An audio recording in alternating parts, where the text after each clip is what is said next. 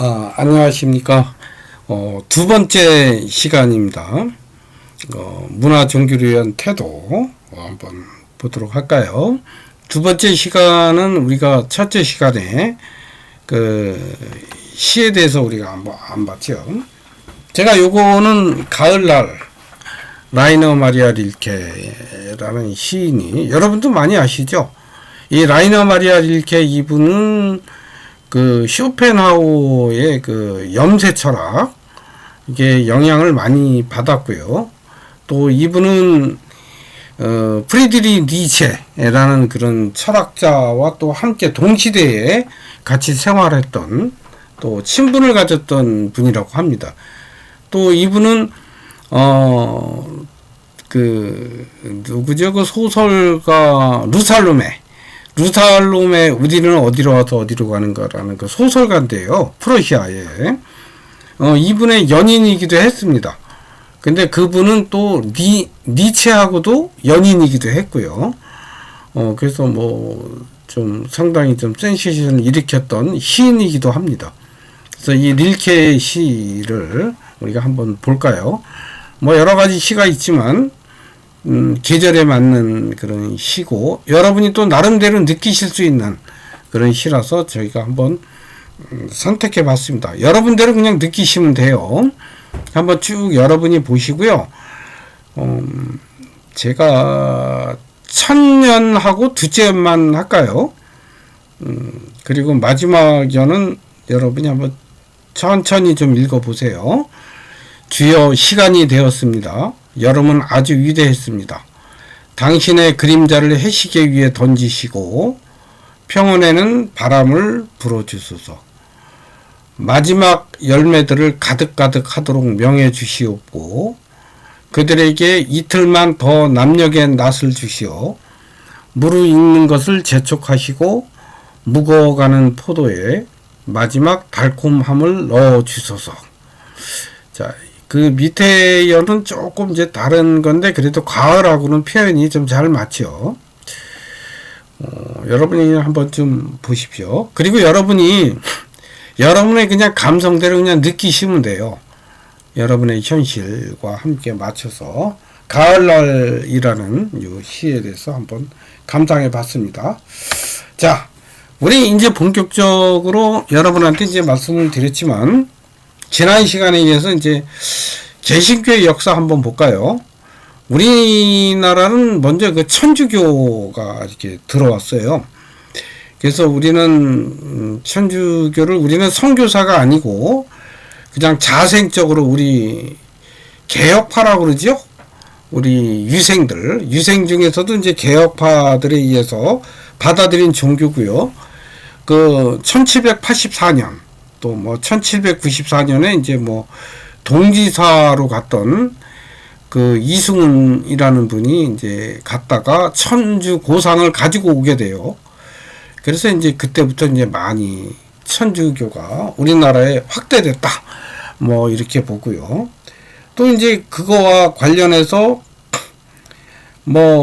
지금 여기 있는 이승훈, 이벽, 정약용, 정약전 이런 분은 이제 우리 아는 개혁파잖아요. 그죠? 그 이후에 이제 100년 가까운 박해가 있었습니다. 그 중에 이제 제가 다 말씀드리지는 않고요. 여러 가지 박해가 한 100년간에 걸쳐 쭉 있어 왔는데, 이 신의 박해만 제가 하나 예를 들어서 좀 설명을 드리고요. 나머지 신유, 기해, 병인 이런 것들은 이제 다른 나라들하고 이제 부딪히면서 이제 일어난 것들, 이런 것들이고, 나름대로의 또 그 신앙적인 핍박을 받았던, 그래서 순교가 엄청나게 많이 이루어졌던 하나의 현상이기 때문에 한번 좀 볼 필요가 있습니다. 자, 신의 박해는 우리가 그냥 신의 진산 사건이라고도 해요. 왜냐하면 이 신의 년에 일어났던, 전라도 진산에서 일어났던 사건이다. 이래서 이제 신의 박해인데요. 이 내용을 보면 그 전라도 진산에 사는 그 윤지충이라고 하는 그 선비가 그 모친의 제사를, 어머니의 제사를 천주교식으로 하고 제사를 폐지합니다. 이제 이런 것을 그 당시에 있던 권상현이라는 이제 학자가 또 이런 걸 지지하죠. 그죠? 이런 것에 대해서 윤지충의 입장을 많이 또 옹호하고 합니다. 근데 이런 게 이제 전라도에 자꾸 이렇게 퍼지고 또 천주교가 이렇게 퍼지면서 전주 뭐 이렇게 해서 막 퍼지면서 이게 이제 한양까지 올라온 거예요. 서울까지. 근데 서울 중앙정부에서는 이제 뭐가 있었냐면 그때 당시가 이제 정조 15년이거든요. 영정조 아시죠? 정조 때. 정조 15년이에요. 이때가. 1791년이. 이때 이제 공서파, 신서파 이렇게 또 나는 우리나라는 뭐 사색당파에서 여러분 아시다시피 파가 엄청 많잖아요. 그죠? 남인, 북인, 서인 뭐 그죠? 북인 이렇게 동서남북이 다 있었어요. 우리나라는. 그래서 그런 정도로 뭐 동인이다 서인 이렇게 얘기하고 그죠? 뭐 남인, 북인 이렇게 얘기하죠. 동인 가운데 또 뭐 이렇게 또 벽파, 시파 뭐 이렇게 파가 굉장히 많은데요. 이제 이때도 또 공서파와 신서파가 있었는데 공서파는 이 조상에 대한 제사를 거부하는 것은 폐륜이다 이래가지고 이제 공서파가 좀 이렇게 보수적이죠. 그러니까 유교적인. 그래서 이제 논쟁이 많아서 그 윤지충이를 잡아다가 사형을 시킵니다. 이제 그거로 이제 그 파장이 좀 끝나긴 했어요. 그리고 나서 이제 1801년에 신유박해, 1801년, 1802년에 신유박해 일어나면서 이제 이때부터 대량의 많은 그 황서영의 백사 사건이라든지 뭐 이렇게 하면서 신유박해가 일어나고 또 기해박해, 대원군이 이제 그 용산 있죠. 오늘날 그 용산 있죠. 용산 그쪽에 순교 성지라고 있습니다. 그쪽에서 수많은 사람을 분문 효수라고 그래요. 이게 목을 잘라서 이렇게 내거는 거. 그 한강벽에다 내거는 이런. 또 병인박해. 이 병인박해는 이제 뭐 프랑스 선교사가 이제 생기죠. 프랑스 선교사가 왔는데 이때 많이 생겨요. 그래서 프랑스가 자기 그 선교를 계기로 해서 한불 조약을 체결하게 되고 이때 이후로 해서 이제 신앙의 자유를 획득하게 됩니다. 우리나라는. 이게 이제 천주교의 박해의 역사이기도 하고요. 예, 간단한 역사입니다. 이거를 여러분한테 하나하나 또 설명을 드리면 시간이 또 흘러가잖아요. 그죠? 그래서 제가 간단하게 이런 흐름이 있다라는 정도 이해하시면 됐고요. 그리고 나서 이제 개신교는 이제 요거보다 이후죠. 1832년에 루터교 목사 칼 규출라프 독일 분이거든요. 이분이 이제 맨 처음에 왔다고 하고요. 그 다음에 이제 로버트 토마스 영국 선교사. 그 다음에 이제 우리한테 잘 아는 아펜젤러 1884년에 미국의 감리교 목사입니다. 오늘날 이제 배제 대학교인가요? 배제 학당을 세우죠. 그 다음에 이제 1886년에 언더우드 선교사 미국의 장로회 목사입니다. 이제 장로교회. 오늘날 경희대학교죠. 연희전문학교를 세우게 되고요. 그 다음에 아니죠. 연희전문대가 연세대학교죠. 죄송합니다. 연세대학교가 연희전문학교죠. 그 다음에 이제 알렌 선교사 1884년에 이제 이분도 이제 미국의 장로교 선교사면서 의사입니다. 그래서 광해원을 설립을 했고요. 교육사업 및 계몽에 이제 기여를 했죠. 그리고 이분은 또 미국의 총영사 대리공사까지 했어요. 그래서 1905년에 우리나라 을사조약을 맺게 되죠. 일본이 우리나라 합병하려고. 이럴 때 한국 입장을 이제 굉장히 많이 옹호하다가 미국 정부에서 파면당하게 됩니다. 그런데 이때 기독교는 만인 앞에 평등 사상, 또 평양 신학교를 세우게 되는데 이때는 이제 동양의 예루살렘, 또 이런 명칭까지 얻게 되고요. 다만 아까 천주교하고 얘기했듯이 제사 문제 때문에 굉장히 갈등이 많이 생겼습니다. 이제 이거를 이제 우상숭배라고 이제 표현을 하잖아요. 우리 기독교 그리스도교에서는 이 천주교도 그랬고 지금은 이제 이런 것들이 많이 해소가 됐는데 이 초기 때는 이런 문제로 상당히 많은 사람들이 특히 천주교는 순교를 엄청나게 많이 했죠. 그래서 제사 문제가 많이 이제 문제가 됐던 거 이런 정도 이해하시면 될 것 같습니다. 자, 볼까요? 천주교와 개신교 이제 일종의 이제 그리스도교죠. 여기는 이제 하나님의 계시를 받아서 예언자들이 이렇게 적은 성경을 가지고 있고요. 또 예수 그리스도를 통해서 이제 완성이 되는 거죠. 부활의 그런 이제 이야기를 통하면서 그리고 또 사도를 통해서 또 이어진 전통 그리고 성전과 성령의 감동으로 기록한 성경 그죠? 그래서 66권인가요? 39권 플러스 27권 구약은 39 이렇게 이제 이야기를 하는 거죠.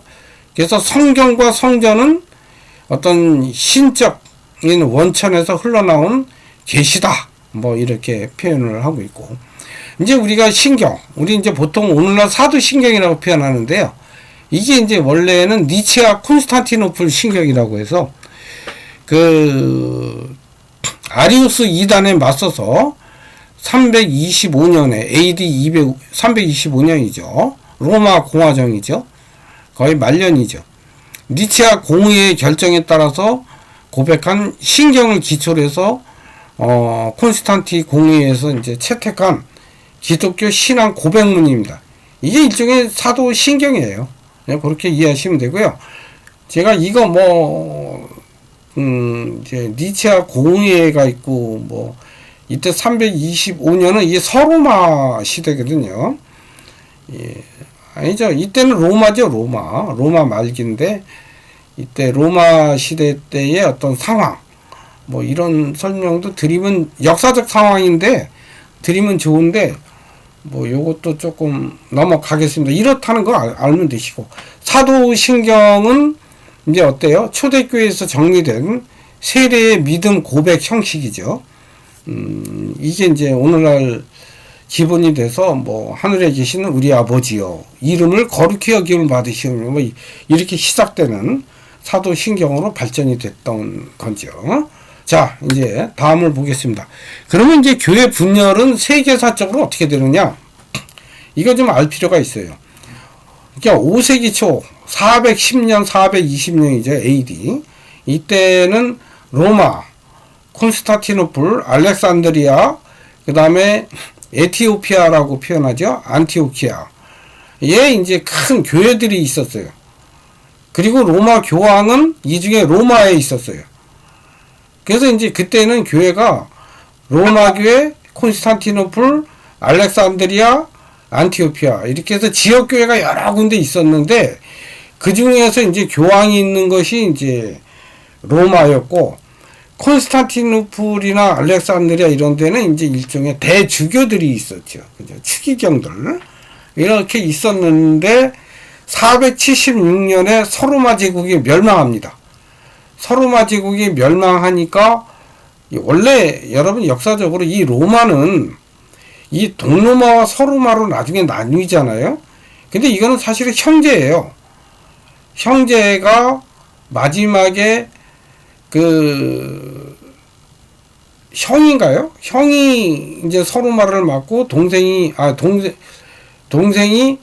저기 콘스탄티노플로 가죠. 오늘날 콘스탄티노플이 뭐 비잔티움 이렇게 표현도 하는데 터키예요. 오늘날 터키의 이스탄불이죠. 이스탄불이 지금 콘스탄티노플 뭐 이렇게 표현하고 또 비잔티움 이렇게 표현도 해요. 그래서 이제 동로마 서로마로 나눠지는 거예요. 형제가 나눕니다. 그 전에 나눠지다가 결국은 476년에 이제 서로마가 멸망합니다. 멸망하니까 동로마 제국이 있던 그 황제가 이제 교황권을 대신하려고 했죠. 왜냐하면 동로마 제국이 이제 동생이 갔을 거예요. 그래서 서로마 제국이 멸망하니까 이제 로마의 교황이 있던 것을 내가 대신 하겠다. 이러니까 어떻게 해요? 로마 교황이 이거 뭐야? 여기는 왜냐 동방이라고 그랬거든요. 콘스탄티노플은 동방 정교회. 거기 있던 대주교를 파문하게 됩니다.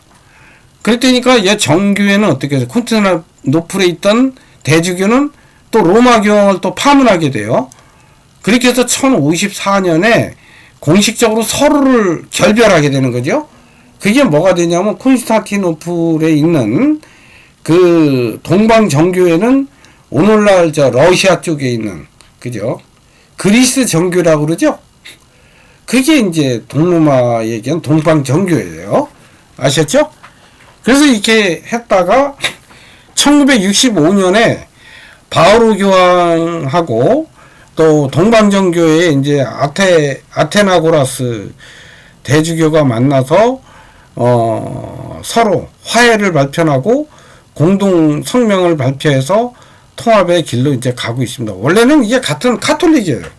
아셨죠? 그리고 이제 뭐 그 이후에 한참 이후에 이제 개신교가 이제 또 루터가 종교개혁 일으키잖아요.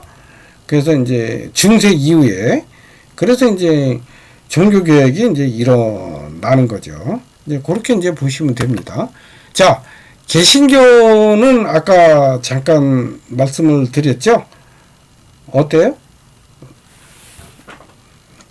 여기 한번 보세요. 루터교는 이제부터 여러분 이 프로테스탄트 개신교가 개신교가 굉장히 많이 나오거든요. 이게 파가 굉장히 많아요.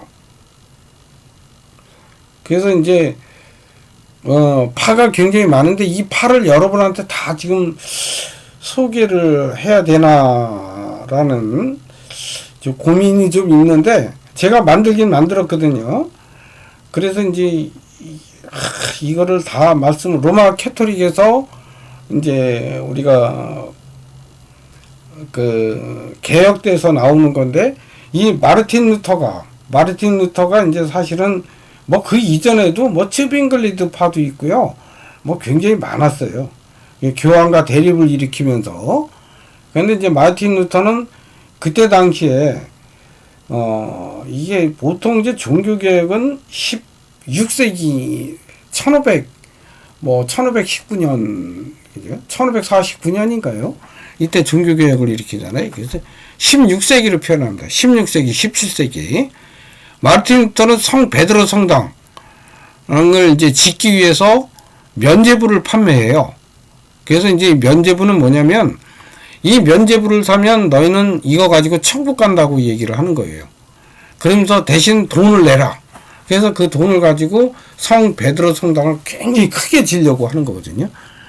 그게 이제 그동안에 아까 말한 로마 캐톨릭의 이제 행태였는데 루터가 이거 아니라고 얘기한 거죠. 그래서 95개조 반박문을 내걸고 뭐라고 얘기했냐면 교회보다는 교회가 이렇게 면죄부 파는 거 이거 아니다. 개인의 양심에 의해서 내가 천국 가고 개인의 신앙에 따라서 천국 가고 지옥 가는 거지 면죄부 산다고 천국 가고 지옥 가는 건 아니다. 라면서 이제 95개조 방법문을 내거는 이게 이제 성공한 것인데요. 이게 바로 루터교입니다.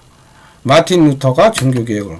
그 다음에 이제 칼빈, 우리가 보통 칼빈인데, 마틴 루터의 개혁신앙, 이거를 정립해서 기독교 강요를 좀 더 세심하게 만들어요.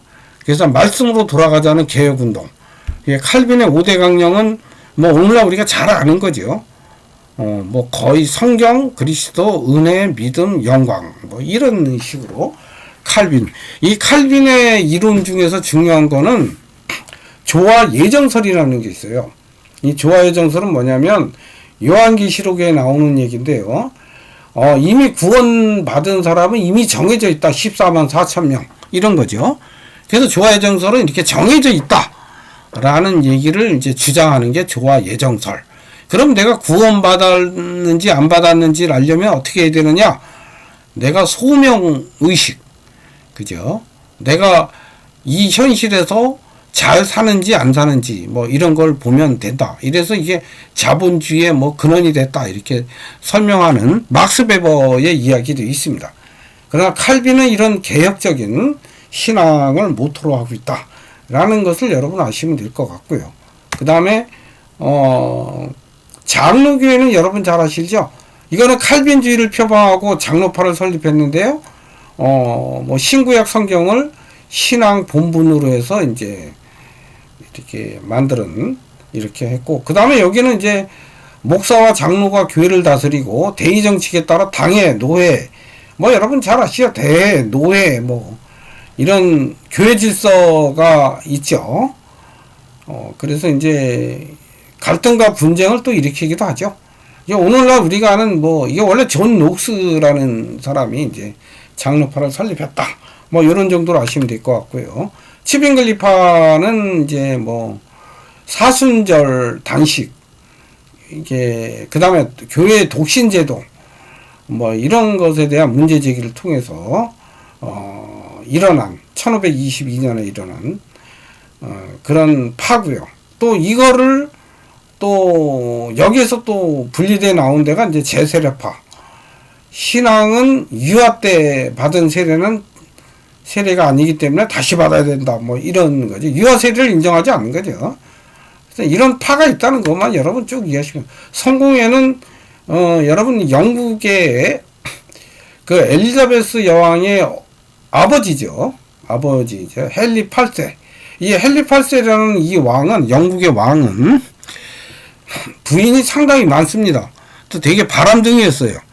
그 중에 이제 엘리자베스 1세의 어머니는 셋째 부인이었고요. 그리고 이제 다 그 부인들을 단두대 이슬로 이렇게 사라지게 하는, 좀 어떻게 보면은 좀 무지막지한 이런 왕이었어요. 근데 이제 이 사람은 자기가 결혼하기 위해서 근데 결혼하려면 어떻게 됐어요? 왕비하고 이혼을 해야 되잖아요. 근데 로마 교회는 이혼이 성립이 안 되는 거예요. 금지를 시켰기 때문에. 그러다 보니까 이 사람이 따로 교회를 만들어요.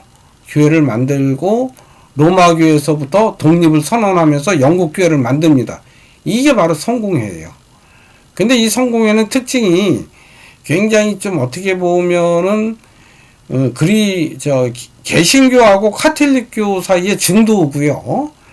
그리고 어떻게 보면은 초대교회로 돌아가자 라는 아주 굉장히 근본적인 그런 거를 좀 부르짖고 있어요. 그래서 어떻게 보면 진정한 어떻게 초대교회적인 모습을 아직까지 좀 많이 가지고 있는 그런 성격증이 아닌가라는 생각을 하고 있고요. 어차피 세속적으로는 헨리 8세가 자기가 이혼하고 딴 여자하고 결혼하기 위해서 만든 종교다. 이렇게 볼 수 있고요. 또 영국의 이런 여러 가지, 또 이 사람이 또 두 번째 왕인가, 왕비한테 난 영이 또 메리, 우리가 보통 이제 피해 여왕이라고 얘기했잖아요. 그 사람은 3년 하고 죽지만, 또 이런 여러 가지 영국의 그 흐름, 또 이런 것들도 우리가 같이 역사적으로 알고 있으면 좀 재미는 있어요. 성공회는 뭐 이런 과정에서 탄생했다 라는 거 여러분한테 조금 설명드리는 것 뿐입니다. 감리교는 존 웨슬리, 영국에서 됐고요. 옥스퍼드 대학생 중심으로 일어났고, 신학연구, 또 빈민, 또 감옥의 제수 전도, 그리고 신앙 고수, 그리고 이제 교리에 따릅니다. 신앙과 성경의 교리에 따르고, 또 실제적인 생활, 성경 진리 실천, 여기에 이제 중점을 둔 데가 감리교예요. 오늘날하고 비슷해요. 그리고 요거하고 여기에서 조금 분파돼서 나온 게 오늘날은 성결교회죠. 성결파. 저는 웨슬리 신부. 예, 이제 그 입장을 강조하고요. 개신교 총파죠. 그래서 복음주의와 그 다음에 감리교적인 신학적 배경. 요거를 하는 게 이제 성결파다. 이렇게 아시면 되고요. 제가 뭐 여기 기독교 그게 아니잖아요. 이제 제가 아는 거대로 어떤 기독교 쪽 이야기도 말씀드리고 싶은데 또 이렇게 또 시간적으로 이렇게 여유가 안 돼. 이런 게만 쭉 있다. 침례교회. 존 스미스가 이제 암스테르 네덜란드로 망명해서 또 침례교회 창설했다는 거. 또 구세군은 감리교 목사였던 월리엄 부스가 창시했고요. 뭐 가난구제, 자선, 사회사업 뭐 이런 것을 통한 구원을 강조한다. 자, 이제 여러 개 제가 뭐 개신교의 여러 개 파를 이제 여러분한테 이제 소개는 했는데 자세히 설명은 안 했지만 이런 파가 개념이 어떻고 하는 정도만 여러분 그냥 쭉 교양으로 여러분 들으세요. 제가 조금 아쉬운 건 아까 영국에 성공회 하면서 영국의 재미난 역사에 대해서 헨리 8세나 또 엘리자베스 1세 여왕이 탄생하기까지 또 그 엘리자베스 그 해가 지지 않는 나라 영국 하는 것은 엘리자베스 1세 통치거든요.